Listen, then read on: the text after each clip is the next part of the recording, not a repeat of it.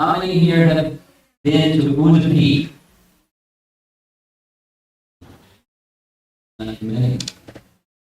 Udupi is the main place that we know was the place where Madhvacarya made his headquarters, I guess you could say, his main temple, the Krishna temple, Udupi Krishna. And a group of us went there. Part 3, part 1 and part 2 was Chaitanya Mahaprabhu's South India travel. Chaitanya Charitamrita. He traveled from Puri, heading into the subway direction along the eastern coast, and then went all the way down to the bottom of India, and came back around. And where we ended the last time was Udupi, so we started moving.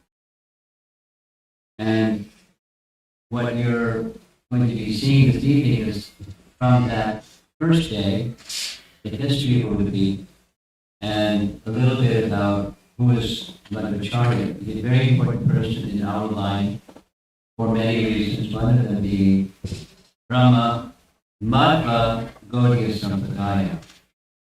He, Madhvacarya, like Ramanujacharya, Madhvacarya, and Vishnu Swami, they were the ones who gathered together the teachings of their sampradaya and assimilated them in a comprehensive form. And thus, Brahma Madhva Sampradaya. And then Chaitanya Mahaprabhu came subsequently in that same line, and he embellished, or he, from the trunk, this is the metaphor that's used, from the trunk of the Madhva, Brahma Madhva line, Chaitanya Mahaprabhu generated a branch, a shaka. Shaka being difference.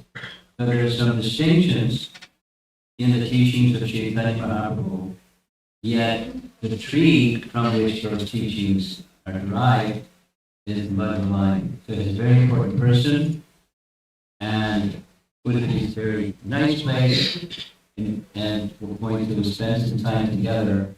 A topic that we don't hear so much about, but it's good to know about our predecessor Acharya, Madhvacarya, and a little bit about his base and the beginnings of his life.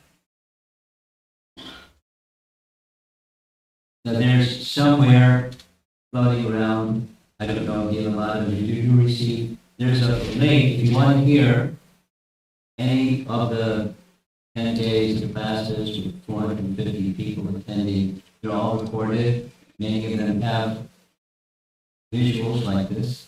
So if you're interested, you can send it around. Okay, this time.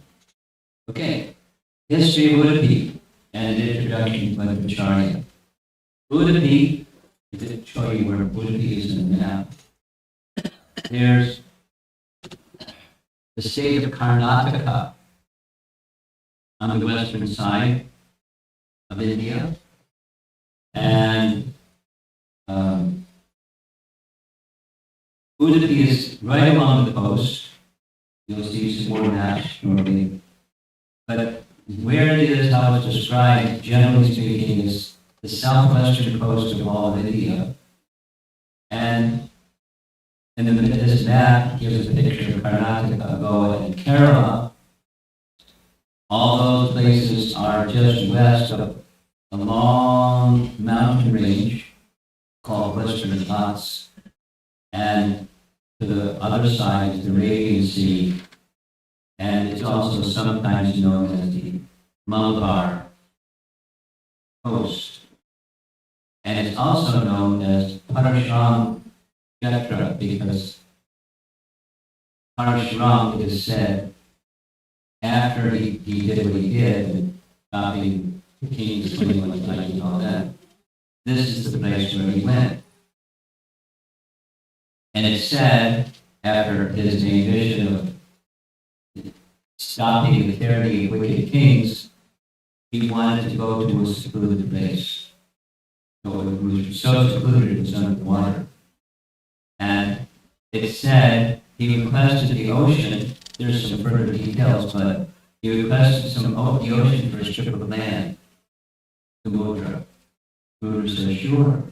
And the arrangement was he threw his parachute, that's a chopper, and as far as he threw his chopper into the sea, that much of the sea received it, and then it became his place. Parakram Kshetra. And so that area that you just showed you on the map, that's Parakram Kshetra, another name of this. And in this Parakram Kshetra, two great acharyas were born. One of them is Shankaracharya, who chronologically appeared before Madhvacarya, and then his nemesis, or strong opponent, was Madhvacarya. And pictured with Shankaracharya, we visited Srinagar, the headquarters of Shankaracharya. It was an interesting experience. So that we could have a first-hand understanding of what the place like.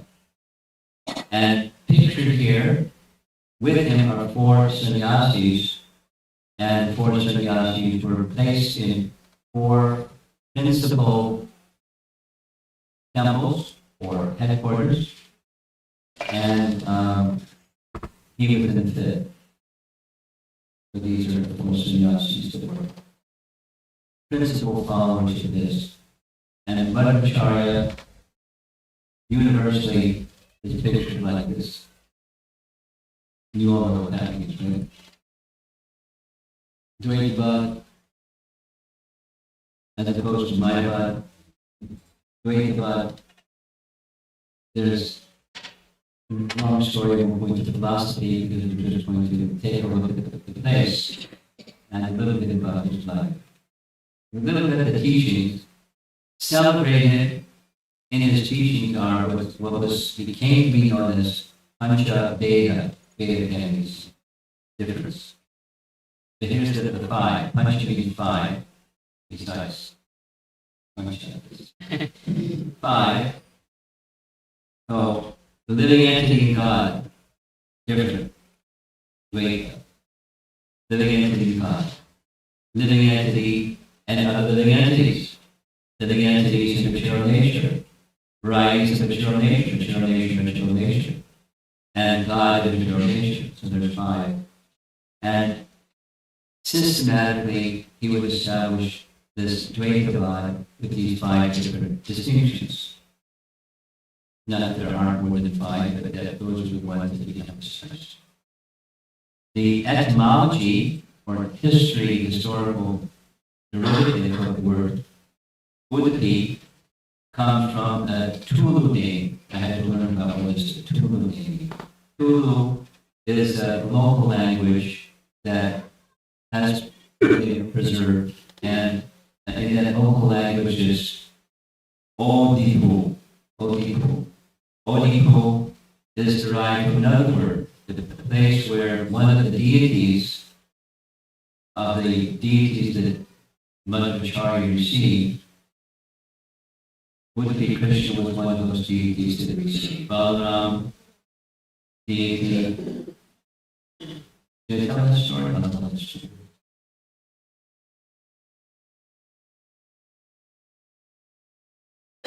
One day, Madhvacarya is already a sannyasi, and he wanted to take his bath in the sea, which is close to where his ashram is, but it's a bit of a walk. I was walking, and something started moving inside him. He started feeling a transcendental emotion of calling out to Krishna. And in his being who he is, he began composing some prayers or stotras in glorification of Krishna. They're long ones, and it eventually became known as the Dvadasha stotras. And he felt, along with the stotras, he felt, I'm going to meet Krishna today. And he did. in his deity form. So as he's walking, he got to the sea, took the bath in the sea, and he was sitting thinking of Krishna and these 12 prayers that he was composing. And he saw a ship that had been stuck, grounded in a sandbar. And he was compassionate.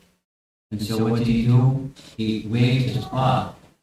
And by waving his cloth, as he's the son of Maya, or an incarnation of Maya, the ship got dislodged from the sandbar.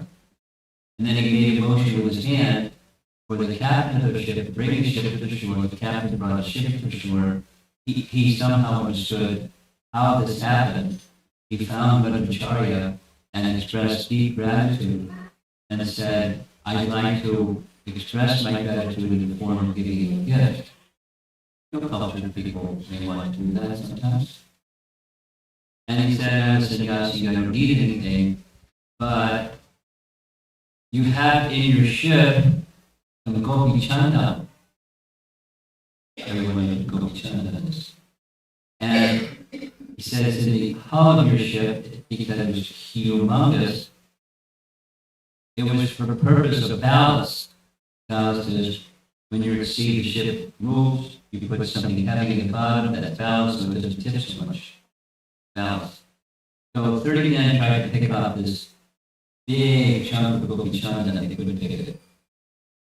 Madhva went, he lifted it himself, because he was son of Maya.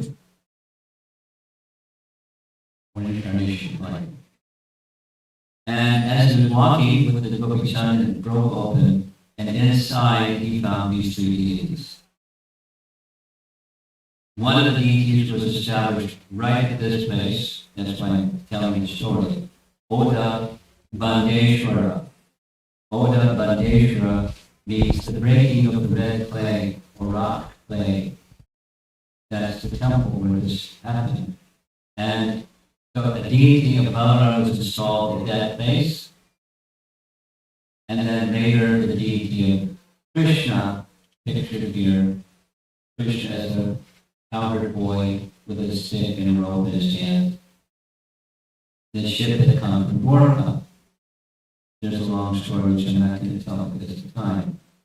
But the Balaram deity was established at this place, Oda Bandeshwara, and later Udupi was named after that place. And the place is still known in the local language, the Tubu language, by that name. Here's the three deities today being worshipped. Krishna, Udupi Krishna, and Balaram, and where you see where these deities are listed in these places. And then the Janardana deity, we spent some time at the Torah temple discussing about Janardana and the Janardana deity.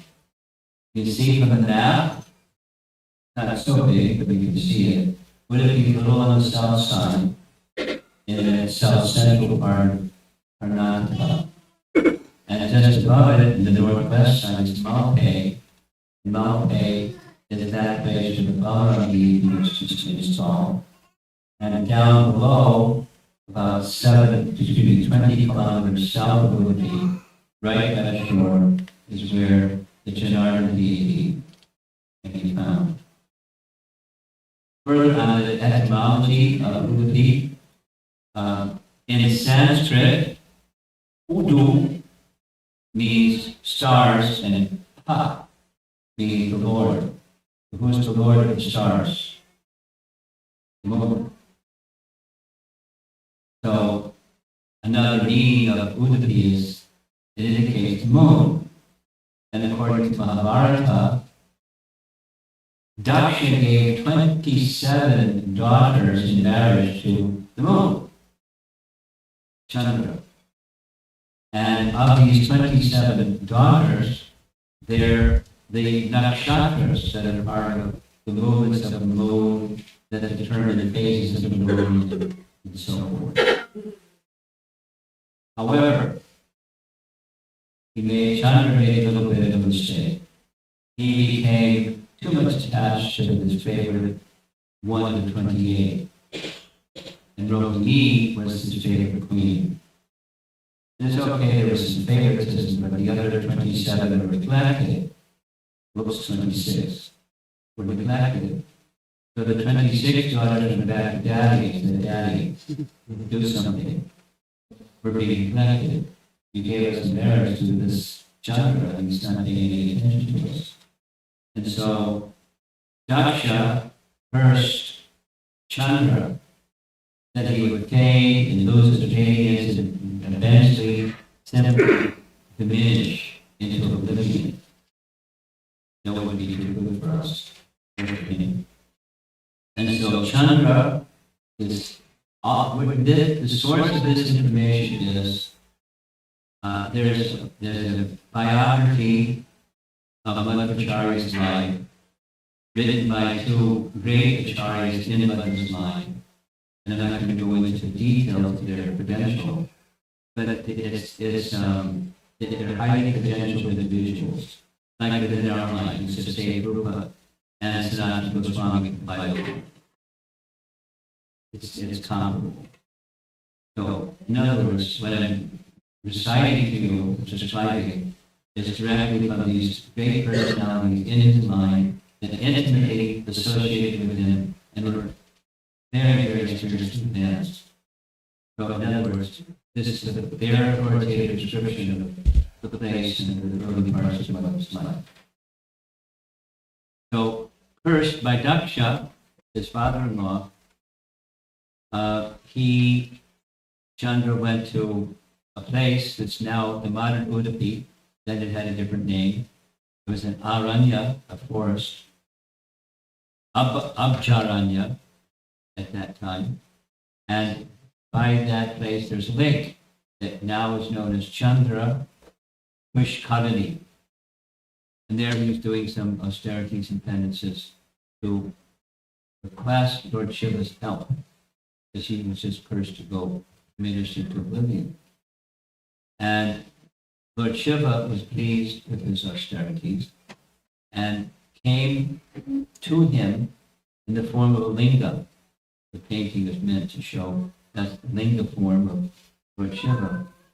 And the Shiva linga, this particular Spatika linga, is meant to ward off evil effects. So the curse of Daksha wasn't made to zero, but it was modified by the austerities of Chandra, such that instead of diminishing into nothing, it went through different phases of the moon. And from then on, fortnightly, the moon would wax and wane. This is now from this biography. Lord Shiva then, as a result, became Udupi, not one of his names, the Lord of this place, or Chandrashwara. The Lord Shiva is the Ishwara of Chandra, because he protected him. And there's a temple in Udupi today, Chandra Muleshwara, celebrating this particular pastime that took place at Udupi during the time this event occurred. It was just a forest. Then there's another very celebrated part of the history, and as you see, there's a deity of Lord Shiva, but you'll hear something more. It's not just a deity of Lord Shiva, it's a deity of a combined Lord Shiva and Parshuram. Here's the history. The classical name, another one of the names of Udupi, the city, the place, is Rajata Pitapura. Rajata, in the local language there, means silver. Pitta means altar, and Pura means a city. So it's a city, or Udupi is a city, where there's a silver altar. And there's some history behind the silver altar upon which this deity of combined Lord Shiva and Parshuram rests. You're going to hear history. So this name, one of the names of Udupi, Rajata Pitta Pura, means that it's the city of the silver altar. And here's the history. On top of that silver altar is a deity known in the local language as Ananteshwara Linga. The pedestal, the altar, and the linga are housed in the temple of Ananteshwara. It's a very celebrated temple. And if you go to Udupi, or as you hear or read more about Udupi, you'll come to know much, much, much more about this particular deity, the particular place. There were brahmanas called Shivali brahmanas that also identified this as the Shiva Delhi, or the silver Shiva. Here's the deity with different lights. And here's the history of how this came to be. There's a substantial Brahmana community still today, known as Shivali Brahmanas. And the place also has this name because of the Ananteshwara temple. So here's how the silver pedestal came to being. Long, long ago, the history of the place says there was a celebrated king. And that celebrated king was named Rama Bhoja. And Rama Bhoja was a virtuous king, and he was ruling very nicely, and he had a desire to expand his kingdom. But he wanted to expand his kingdom starting with a religious performance. So the religious performance, as you see in the painting here, was an Ashwamedha Yajna. And as is the culture and tradition, when a king wants to do a yajna, what does he do? He goes and plows the area where the yajna is to be performed. And the priests that were going to perform the yajna identified an area west of this particular temple, Chandra Mauleshwara temple, west of that. And as he was preparing to plow the field, something very unfortunate happened. The unfortunate thing that happened was there was a snake that got caught in the plow, and the snake died, instantly killed. So King Rambhoja was in a lot of anxiety. I mean, some people don't mind killing other living entities, but this king is a virtuous king, and he did. And this is a very inauspicious beginning of a very auspicious event. It's meant to expand my kingdom. I've committed a sin in the course of trying to execute some religious affair. So he became deeply shaken.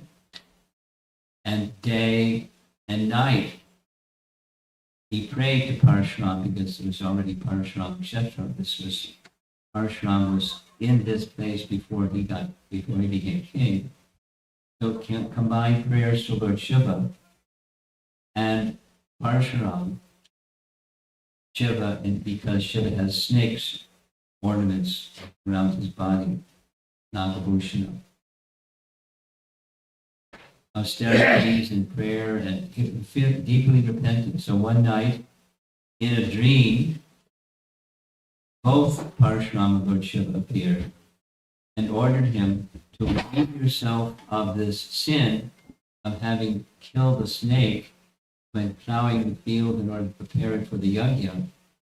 You should do three things. First, build the silver pedestal. Place it in the center of where the yajna was to be performed. Next, construct 4 temples of snakes around Udupi. Interesting question. And then here's a tough one. Donate your weight in gold to pious souls. And he began immediately doing all these three things.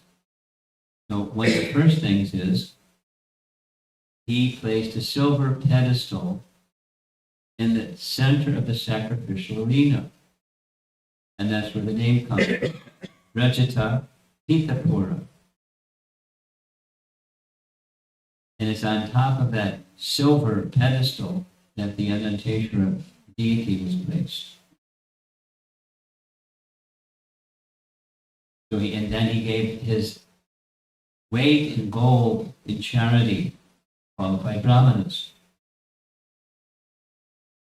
And Parashram and Lord Shiva decided that they would appear on that place where he placed the silver altar.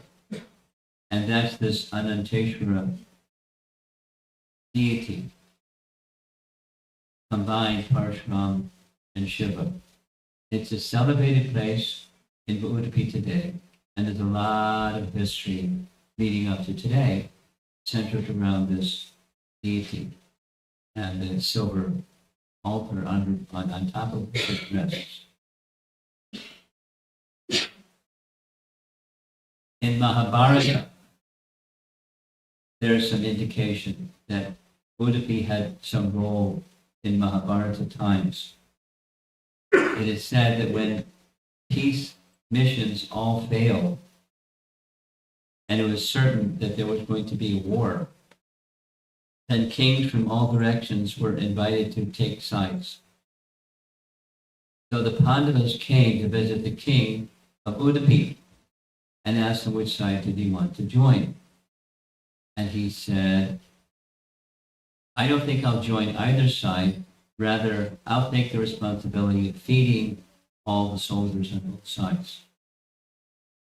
Very generous of him. And so, sure enough, that's what he did.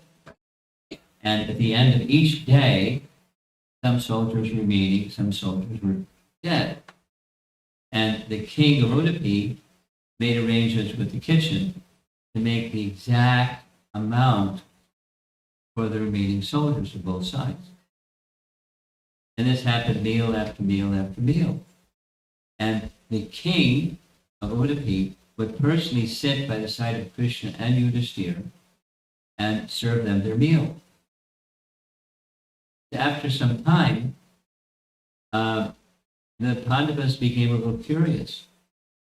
He seems to know exactly how much meal to make each day, although different each day.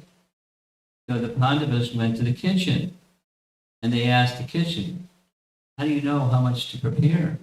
And the cooks replied, the king tells us how many meals to prepare. He knows how many are going to be killed that day, and he knows how many will be there for dinner. And so he orders us to cook for this many. The Pandavas were really surprised. So they went to the king and said, how do you know how many people are going to die? And the king's reply, very interesting. Every day when I serve Krishna and Yudhishthira, I take note of how many peanuts in the pudding he eats. And by noting how many peanuts in the pudding that Krishna eats, I know how many soldiers are going to die. Then I subtract that from, what were soldiers from yesterday, and that's what their meals are. So then the Pandavas went to Krishna and said, this is in his biography, Madhvacarya's biography. The Pandavas went to Krishna and said, it's not our fighting. You decide how many are going to die each day. Fighting is only a show. So this place where Udupi is situated today, it has some history that there were some brahmanas that were invited from UP to come and reside here in Kerala. And the history goes like this. There was a brahmana from this area. His name was Mayura Sharma. And he went to Kanchi, not so far. And that's the capital of another dynasty or group of persons, Pallavas, And he went there specifically to further his Vedic studies. He went with his guru. He went with his guru's grandfather, Veera Sharma. And while he was there, misfortune happened. In the country at his time, it was a center of high learning. And here's a map. You like maps? I like maps. You notice, and the very bottom is the rest of Kerala. And up above, towards the center, there's Udupi. Below Udupi, there's Mangalore. And below Mangalore, there's this other place, Kasaragod. Those three in the southern region of this sector, part of Kerala, was known, and is known as the center of this Tulu land or Tulunadu. I'm not a historian, but I read this so many times directly from this biography of Madhvacarya's life, so I'm just sharing it with you. Tulu, Nadu. When he was there, this Brahmana Sharma was there doing his studies. Something happened. There was a Pallava guard. It was a kingdom. And one of those guards in that kingdom was humiliated this Brahmana. And Mayura Sharma, his Kshatriya spirit, rose. He gave up his Brahminical studies. He took to the sword to avenge the insult of the Pallava guard. And he went on a rampage, and eventually he became king in that area. And he not only became king, but a whole dynasty of kings that later became known as the Mayura Varma dynasty. History has a funny way of unfolding. That's what happened in this area. And while he was still, Mayura Sharma was the king, he invited some sages to visit his kingdom for auspiciousness. The sages said, thanks, but no thanks, because there's no Brahmana culture here. And so we'll come if there's a Brahmana culture, but we're not going to come. There's no Brahmana. And so Mayura Sharma, being a powerful and gifted king, he decided he would take advice from 18 miles west of a city in UP. Do you know where this place is? Bareilly? Is that how you pronounce it? Bareilly. In UP, and there was a huge Brahminical community there. 32,000 Brahmins were invited to come and reside in his kingdom, and he would take care of them. Apparently made an offer that was hard to refuse, and so they migrated from UP down to this Tulu area. And everything was nice. He provided them all facilities, etc., etc. And they felt very much at home. However, there's always something. His son ascended to the throne, and his son didn't have the same kind of regard for the Brahmanas. In fact, they were a little neglected. And he neglected them, and neglected many things. So in the course of time, his father, being a very qualified king, wasn't matched by the son. And so, because the son was a little weak, the ministers were vying for competition and supremacy, and the Brahmanas felt neglected. So they didn't want to stay. So they went back to where they came from. That's, notice the direction they're moving away. And after some time, because there's not qualified Brahmanas, and the young king, Prince now young king, is not so competent yet. They returned, and now the young son, taking full charge of the state affairs, realized he made a big mistake because auspiciousness was no longer in his kingdom, the auspiciousness that was brought by his father. So, seeing his mistake, what did he do? He went to those same brahmanas that had gone back to UP and made an appeal. I'll go better this time because I was young and inexperienced and I understand it was a big mistake. Please come again. So many of them came and not all of them remained. Remember the number previously was 32,000. Then now the number has shrunk a bit. But some number of them stayed, and while staying there, they adjusted to the culture and the generations that followed, and they developed their own dialect, Brahmana type of dialect, and many of the traditions from their past were imported or transported into this new place where they were residing. And the Ananteshwara temple still had its prominence. Remember the Ananteshwara temple? It's a combined form of Lord Shiva and Parshuram on top of a silver altar. And that deity, Ananteshwara temple and deity, became the center of their culture. And 272 families instead of 32,000. Remain. This is like a history class. But it's part of understanding the ground in which Madhvacarya appeared. What's the big deal about it? Why did it become the place that it became? There's history behind it. Madhva's parents belonged to this community.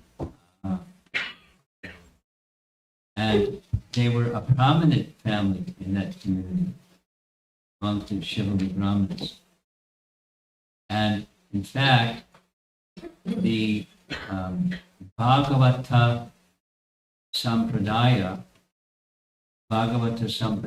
means in this group of Brahmanas that came from UP, they had a tradition that they placed great importance upon Srimad Bhagavatam, which Madhvacharya did also, as did his parents, as did the whole community, as to the history of that group of Brahmanas.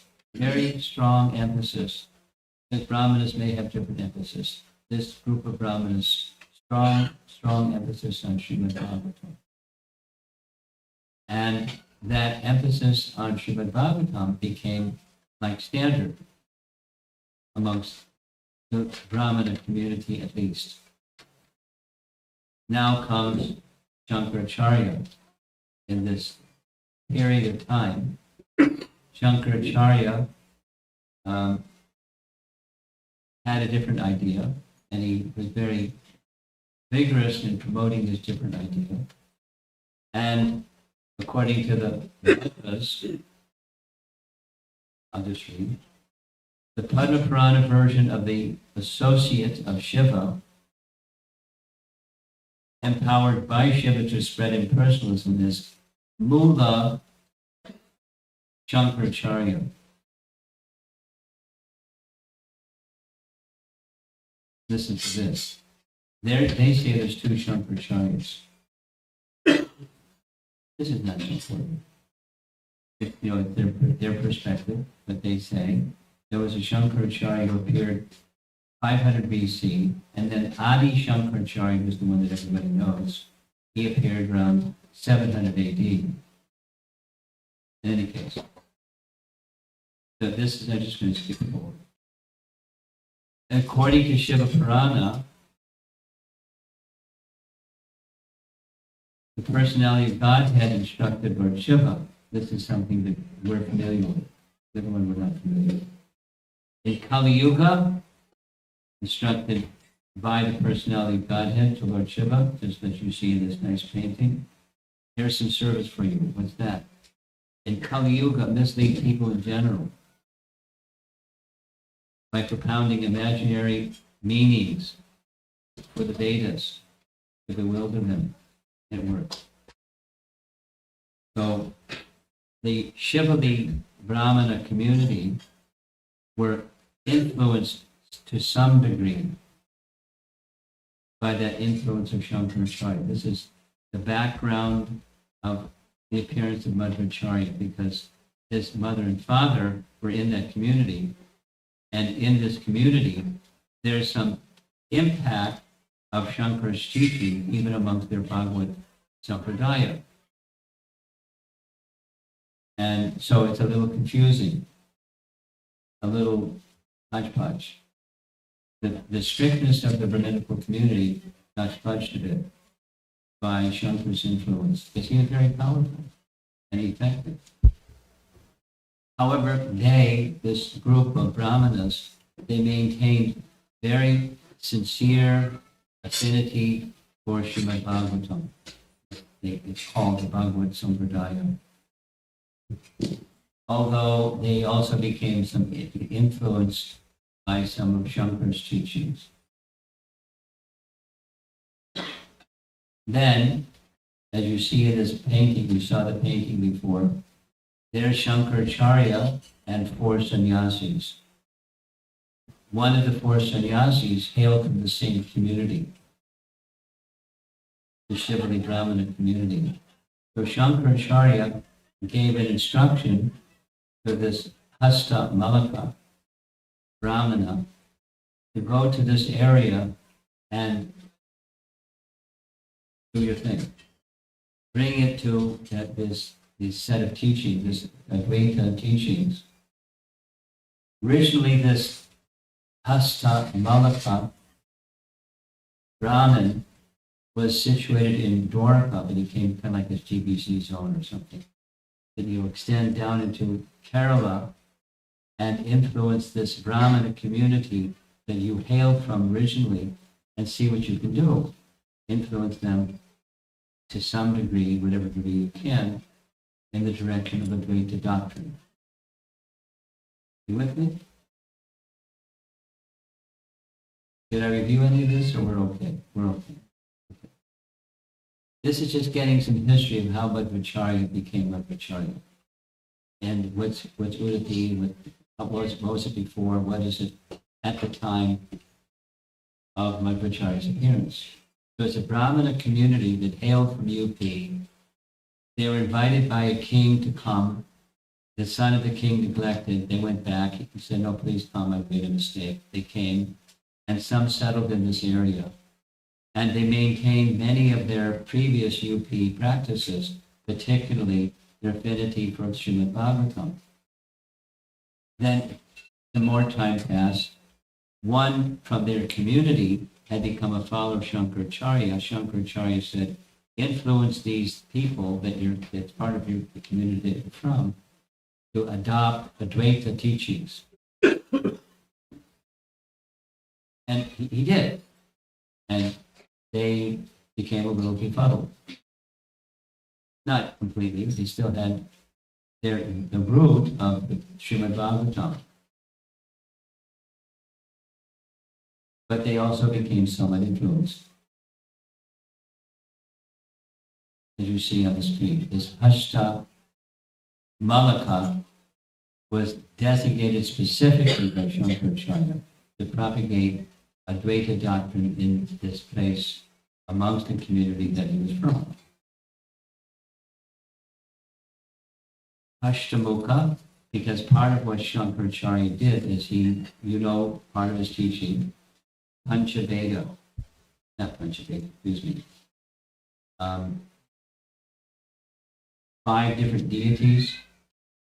Upasana. What's the term, Pancha? Upasana. Pancha Upasana. Pancha Upasana, thank you. Pancha Upasana. So his teaching, I don't know if this is going to resonate so much with everybody in the room, because I don't know everybody in the room.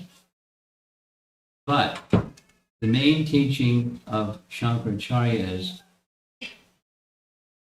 The absolute truth has no qualities. However, many people have some idea of form and qualities and characteristics and so forth. So, as a means to get people to the no qualities position, nirguna position, he acknowledged and became part of his doctrine or procedure that people could worship any one of five deities, Pancha-upasana. The purpose of upasana worship was to connect them to the form that they had a liking for with the teaching that says eventually you'll go beyond the form, to the formless. Now you see it, now you don't. It's like a shell trip. But, that was the teaching. And so this same personality, Astamalika, is said in Udupi established a deity of Venugopal. There he is. But that's one of the five deities that, according to Shankara, one may worship with the explicit idea of going through form to formless. And so he and his followers, those who are strictly adherents to him, particularly in the same Shiva Bali community that Madhvacarya was born into, there's a whole procedure. Worship, worship, worship. When you become qualified, ritualistically, you take the deity in a procession and throw the deity in the ocean. Yuck. And then when you throw the deity in the ocean, now you're qualified for nirguna worship. Saguna to get to truth. That's why it's hard to describe the life of Madhvacarya without giving something of an idea of the time and circumstance in which he was born. So, in this place, that's in Udupi, this Ananta Mutt, that's run by the Shivali Brahmanas, his father, Madhvacarya's father, was from this place. He was with the Ananteshwara temple. And his guru, Achyuta Preksha, was the last in charge of that mutt. I'll say it again. Achyuta Preksha became the Diksha Guru of Madhvacarya. And Achyuta Preksha was the last head of this temple that had as a stronghold Advaita teachings, coming historically down. And the temple where the group of Brahmanas were situated or connected with is this Ananteshwara deity. So if you happen to go to Udupi, you're going to know a lot more before you go to Udupi than you would if you just went to Udupi. There's a lot of rich history. And Madhva, following the line of his Diksha Guru, Achyuta Preksha, he became the next Acharya. Only it did a switcheroo. It went from impersonalism to personalism. Now that's as far as I'm going to go. There's more to say, but there's this biography is from one of two parts. What I just gave you is the first part. And following the first part is the second part. And the second part of this biography goes into lots of details of his birth, Madhvacarya. That's the circumstance in which he made his appearance in the family, and who became his guru. And his father was from that same Shivali Brahmana community. And, the stage was, yes, challenges. I mean, we all have our challenges. To present this Kali Yuga, there's lots of challenges. And how to present the teachings of the Supreme has form, the Supreme has qualities, the Supreme has pastimes, the Supreme has everything, because everything that exists comes from the source of everything. And how to teach that to people that were heavily influenced by no form, no qualities, no characteristics, no name, headless, no personality. No. Difficult.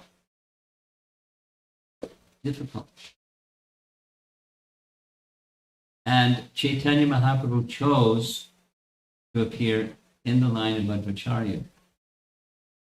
So he's a very important personality for us followers of Lord Chaitanya to understand, because he established what's sometimes called the trunk in that disciplic line, and Chaitanya Mahaprabhu is a branch from the trunk, Madhvacharya. Shaka is a branch. And there's many similarities, and there's interesting distinctions between the branch and the trunk from which the branch comes. So this isn't going to be a philosophy discussion, it's a Sunday Peace program. But for those of us that are learning and becoming matured a little bit in our devotional lives, it's nice to know how we got here. And of course, Chaitanya Mahaprabhu is, that in one sense is sufficient, because he taught pure bhakti, pure devotion to the personality of God. And he displayed it. And he gave it freely. It's also nice to know, doctrine-wise and history-wise, how he appeared in Madhva's line. There's much more to say. In Madhva's line, there was a very strong emphasis on Krishna, but as you see, there's not Krishna with Radharani by his side. It's a stage of Krishna's life. He's the Udupi Krishna form. And the other forms, Balaram, Janardana, and those other deities that he established, there's no Radha by their side. So how did that happen? It happened largely in the line of Chaitanya Mahaprabhu, Madhavendra Puri, awakening the mood of love for Krishna in the mood of the gopis, or the mood of Radha, in the feelings of love and separation from Krishna, and that being passed on through Ishvara Puri, Chaitanya Mahaprabhu, and it exploded. And that became the teaching that we received. Now, it's the same Bhagavatam as going back in history, the Shivali Brahmanas came from. But there's a unique flavor or perspective or rasa that's appreciated by those in Chaitanya Mahaprabhu's line, the Shaka, the branch of the tree of Madhvacharya. So it's good to know the tree that we came from. And there's more to say, but we spent 10 days doing that. So if you're interested to hear more, the history and the personalities and the places and the sannyasis and what their contributions were, that's all in this recorded material. A lot of research to get all this together, not to prepare and to present. So if you're interested, you can take some time to learn, educate yourself about our history. The last thing, the reason for going, I've said at the beginning, this is when Chaitanya Mahaprabhu was taking his travels for 2 years in South India, Ostensibly, he was looking for his brother who had taken sannyas, but omniscient Chaitanya Mahaprabhu knew his brother had already departed this world. But the purpose was different. The purpose was distributing love of God, as he did everywhere he went. So we went to these places because Mahaprabhu went to these places. And we're remembering Mahaprabhu throughout because he's the giver of pure love of God. In a very unique way. So then there's some history connected with each of these places and how he involved himself with these places and lifted those who he visited. I guess that's a signal the class is over. Let's see if there's some discussion. I don't know if I've gone beyond my time limit. But comments or questions?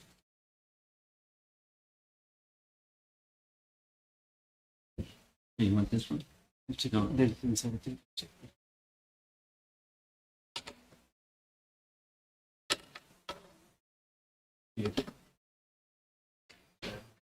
Here. Hare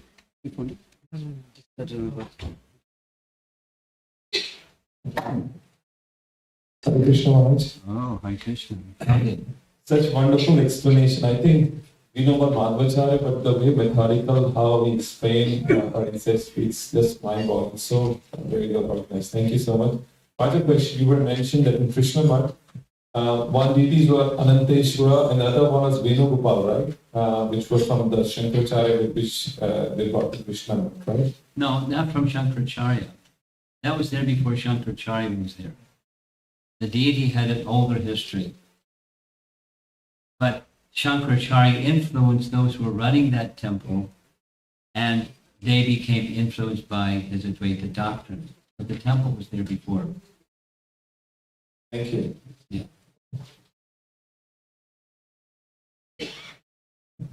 Thank you, Marathi. I was just curious who the author of Slowly. I don't hear so well. Thank you, Marathi. Wait till you get to be 75. See how good your hearing is. I was curious who the author of the biography is, just to... It's Narayana Panditacharya. Narayana Panditacharya. And Narayana Panditacharya was the son of another acharya whose name is skipping me right now. But father and son had direct association with Madhvacharya. And it's a little bit like the author of Chaitanya Charitamrita. He wrote, having heard from Raghunath Das Goswami, who heard directly from Srup Damodar. But that kind of like, that close, they had first-hand experience of being with Madhvacharya. So, Narayana Panditacharya. And thank you for that. And so were Adi Shankaracharya and Madhvacharya contemporaries or...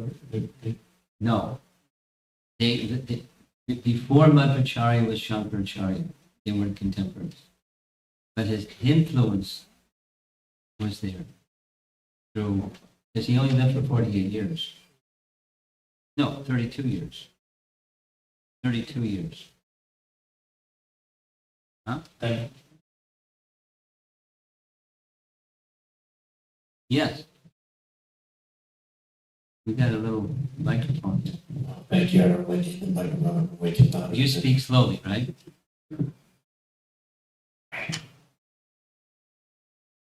You'd like to add something? Hare Krishna. You're just saying Hare Krishna. Okay. Yes. Nice to see you. You have a question or comment, you can raise your hands, microphone can come to you. In the back. Hare Krishna Maharaj. I have a question.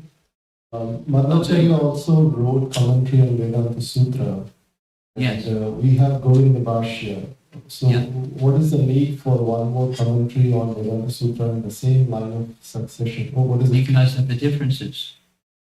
The Shaka, Veda differences. There's a little history. There was a challenge. You know the history. Maybe some don't know the history. In the line of Chaitanya Mahaprabhu, there was worship of a deity.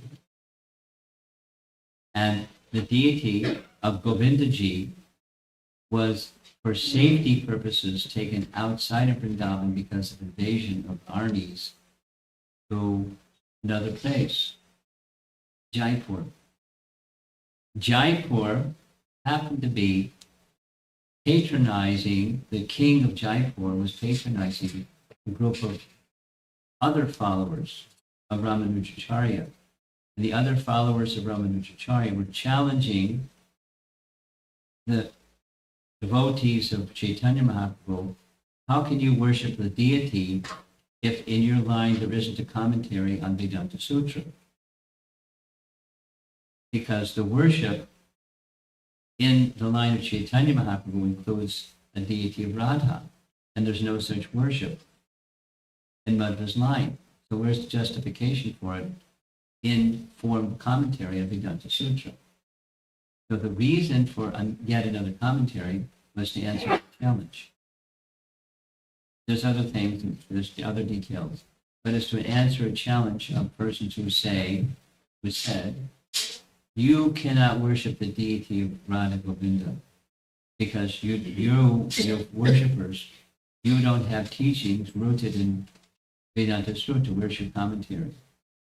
So Baladev wrote a commentary that the king requested, and he did. That's why. A systematic way to explain the scriptural foundation for the teachings and based upon the teachings and worship. Thank you, Maharaj. Yes. Maharaj, such beautiful talk, wonderful presentation. Where can we have access to the YouTube. first and second part? Oh, YouTube. Both Yeah. first and second No, part. that's just the first and second part. There's 19 parts. Thank you. Was similar, most of them, not all of them, because some of the places we were, they weren't places to have images. Over 50% are with illustrations and etc. Hare Krishna Guruji. So my question is, before Adi Shankaracharya came Can I in, make a request? Can you speak slowly? sure, Real slowly. I mean, just painfully slowly for you, probably. sure. For me, it's just normal. So my question is, Prabhuji, before Adi Shankaracharya came in, Yes. Bhakti probably was the first priority for people, right? Yes. So Now, there were other things going on, like demigod worship, etc. But in the devotional line, yes. Yes. So what was the need for Adi Shankaracharya to propagate this with the philosophy? He was instructed to do so. He was instructed to do so for a purpose of accelerating the influence of the age of Kali. In the age of Kali, one of the meanings of Kali is quarrel, or hypocrisy and dissension. So to purposely, this is a function of the four yugas. You're familiar with the four yugas. So he was accelerating the function of this particular yuga. Take the teachings of the Vedas, twist it so it's not recognizable, but still call it the Vedas. And he came chronologically after Buddha came. So what did Buddha do? I reject the Vedas. Because in the Vedas, there's something for sacrifice of animals. I reject the Vedas wholesale. Don't cause violence. No harming of animals.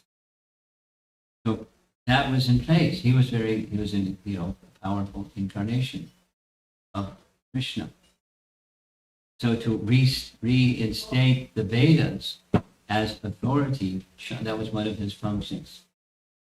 He reestablished the authority of the Vedas effectively. Now, there's still Buddhists around, but to counteract that. It's just part of the swirl of Kali Yuga. But he didn't give the real thing. Therefore, chronologically after Shankara came the other four Sampradaya teachers to set the record straight. Yes, the Vedas are the authority, and the authority, namely the Vedas, speaks of the source of everything is the Supreme Person. So they restored that authority, whereas Shankara established the authority of the Vedas as opposed to no authority, which was what Buddha did. There's a sequence to all this. But the net result is chaos. And it's part of the purpose of the age of Kali. And it worked. To some extent. To a substantial extent. Anything else? Looks like we're done. Thank you so much, Maharaj. We just fell down and we wish the time could be disclosed on. We're waiting for part 2 from you, but I have to go 19 things on YouTube, but hopefully next time we can get more opportunity. I can't stay for 19 days. Thank you, Maharaj. Really appreciate your coming here and blessing into the association. Hare Krishna.